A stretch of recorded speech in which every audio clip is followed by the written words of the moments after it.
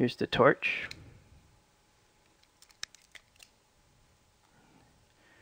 There's the micro SDHC and SIM card slots.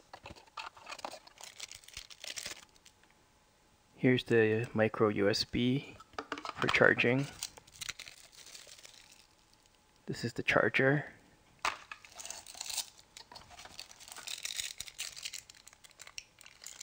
Headphones.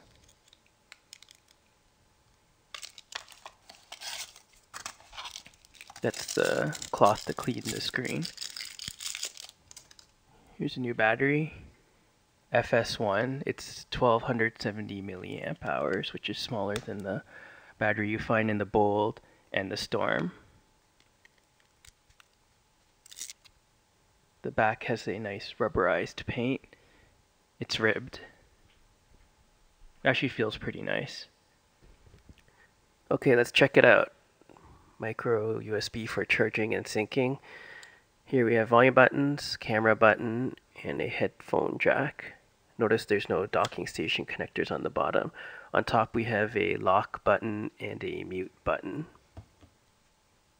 The buttons next to the trackpad are physical buttons that you can press.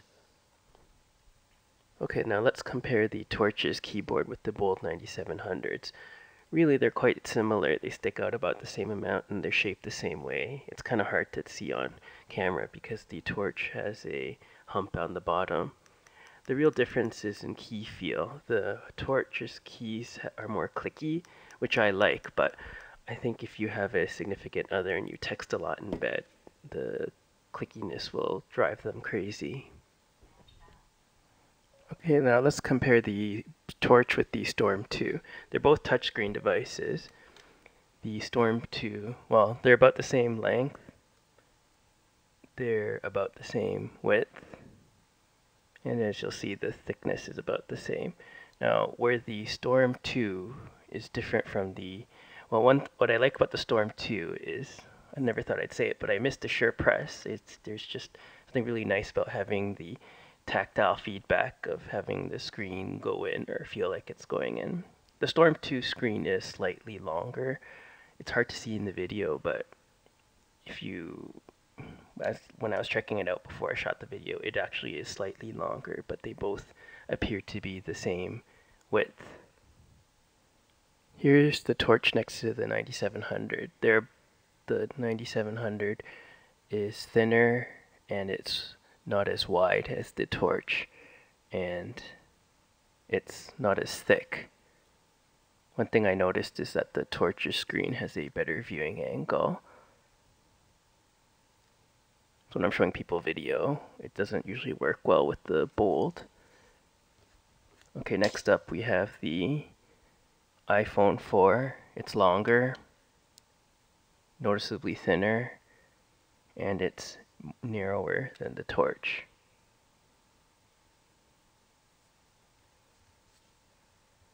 And here's the Samsung Galaxy S.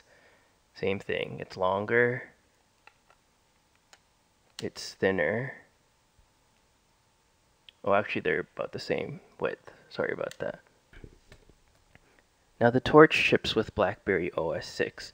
OS 6's features include a more modern looking OS and some neat social media stuff. But to me, the biggest improvement is the new browser, which is supposed to be faster, and it supports pinching and zooming, plus there's tabbed browsing.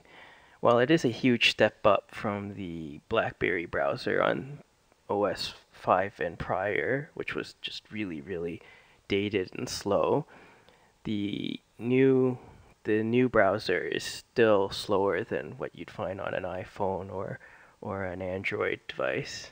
Well, like the Galaxy S I was holding earlier.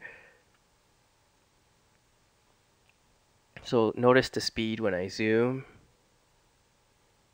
There's just more, it feels much more laggy than it does on my iPhone 4 or my Samsung Galaxy S. I guess this is where the Torch is really outgunned. It only has a 600 megahertz processor, while the iPhone and the Android device, or the Galaxy, they both have 1 gigahertz processors. So most of the time you don't notice the that the CPU is a lot slower, but you really do notice it when you're browsing websites. That said, the new browser is a huge improvement. If you're a Blackberry user, the new browser is a must-have. Anyways, I'm sick right now, so it's making going through the phone very difficult, as well as doing these videos. Anyways, check back in a few days, and I'll have a full review of the Torch.